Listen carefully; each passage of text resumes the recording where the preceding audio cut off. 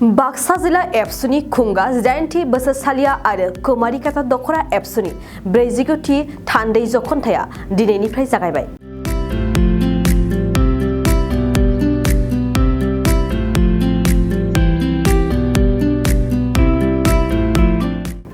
दिनैनिफ्राय लानानै फैगौ 9 आरो 10 खालाराव गासै सानथामनि हाबाफारिजों बाक्सा जिल्ला दुलाराय बर' फरायसा आफादनि 8थि बोसोरसालिया जथुम्मा आरो कुमारिकाता दखरा एबसुनि 49थि थान्दै जखनथायखौ कुमारिकाता बगाजुलि बाथौगुरियाव गाजा गोमजायै खुंफुंनाया जागायजेनबाय।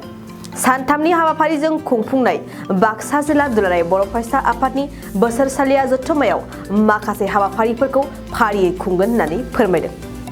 गिबियाव गासैबो जोंनि बर'नि प्रटेस्टेन्टसिम गोसो गोरबोनि गाहाम हामलायनायखौ बावहरग्रोबाय।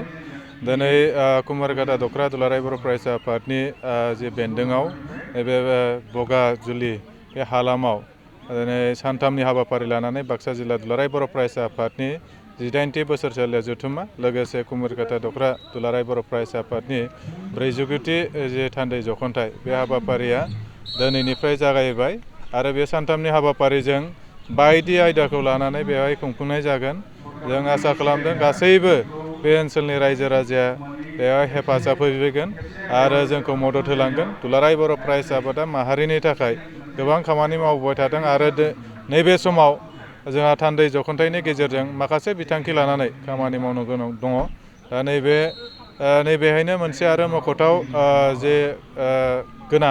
मख'नो गोनाङा बेनो जे नैबे तामुलपुर जिल्लाया गोदानै जाबाय, नाथाय बाक्सा जिल्ला दुलाराय बर' फरायसा आफादा बेखौ आलादायै दाफुंनाय जायाखैमोन। बोखावजायै बाक्सा जिल्ला दुलाराय बर' फरायसा आफाद दङमोन। दा मोन 8 जे दखराखौ लानानै तामुलपुर जिल्लायाबो नैबे थान्दै मेलनि गेजेरजोंनो गोदान मोनसे आफाद दाफुंजागोन। दा बेनि थाखायनो गासैबो जोंनि रायजो राजाखौ जाहाथे मदद होफैनो थाखाय खावलायबाय। आरो नैबे जे सानथामनि हाबाफारि दिनै जे थुनलाइयारि बादायलायनाय बे जागासिनो दङ। बेजों लोगोसे जोंनि गेलेमु बिथिङाव भलिबल आरो जे काबादि बे सोलिगासिनो दङ। बिदिनो दा मोनायाव देंखोमुनि 1, 2, 3नि बादायलायनाय बे जागोन। बेबायदियैनो जोंहा जे गेवलां मेल बे गेवलां मेला 10 खालाराव जागोन। दा बे 10 खालाराव जोङो मानव गेदेर जोंनि मिरु दुलाराय बर' फरायसा आफादनि मानगोनां आफादगिरिखौ जों हांख्रायदों आरो बायदि जोंनि जे एकर्डनि खोथा बायदिखौ सावरायनांगौनि थाखाय बिटिआरनि मानव गेदेर चिफ प्रमद बर' बिथांखौबो जोङो हांख्रायदों आरो जे केबिनेट मिनिस्टार इउ.जि. ब्रह्म लोगोसे बायदि जोंनि हालामनि इन्टेलेक्सुवेल जे बिथांमोनखौबो जोङो हांख्रायदों। बेजों लोगोसे जोंनि गोनांथारा जाहैबाय गाबोननो जों सोलोंथाइ बिथिङाव सावरायनाय जे लाइमोनफोरनि जेंना आरो लोगोसे दानि जे थासारि बेजों जोङो बोरैहाय गावनि जिउ राहाखौ दानो हायो बेनि सायाव सावरायनो लागोन। आरो बेवहाय मानव गेदेर जोंनि UN जे एकाडेमिनि डिरेक्टर कृष्ण गपाल बिथां सारा फैगोन।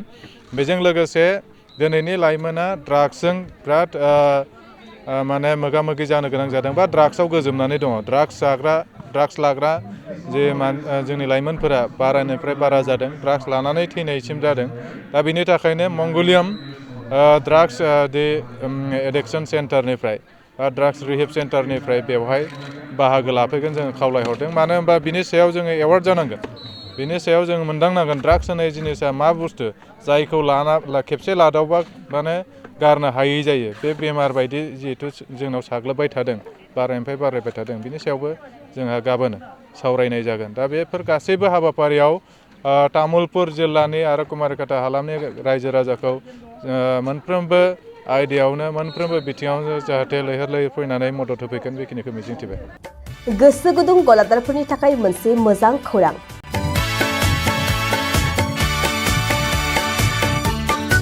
अदालगुरिनि रौता सारियालियाव खुंनो लानाय मिरु एबसुनि 52थि बोसोरसालिया जथुम्मायाव एक्जिबिसननि थाखाय गलादारफोरनिसिम जर'खा फोसावनाय।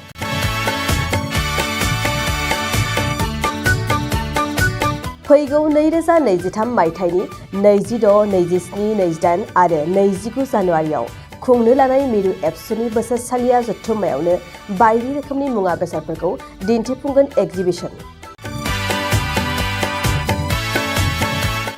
बे एगजिबिसनावनो आबादारि, हेन्डलुम, टेक्सटाइल, फिसारि आरो हारिमु बायदि बायदि आयदाफोरखौ दिन्थिफुंनो थांखि लादों बानजाय आफादा।